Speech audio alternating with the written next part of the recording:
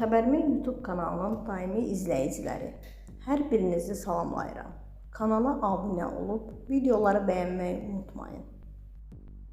Müğənni Ofeliya Şabanova İctimai Televiziyanın layihəsi çərçivəsində yayımlanan Yeraltı verilişinin qonağı olub.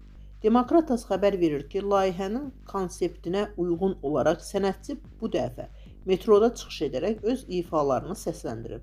Sözü gedən görüntülər sosial şəbəkələrdə maraqla qarşılanıb. Xüsusilə Ofeliya Şabanovanın muğamdan bir parça səsləndirməsi izləyicilər tərəfindən bəyənilib və sənətçinin səs imkanları yüksək qiymətləndirilib.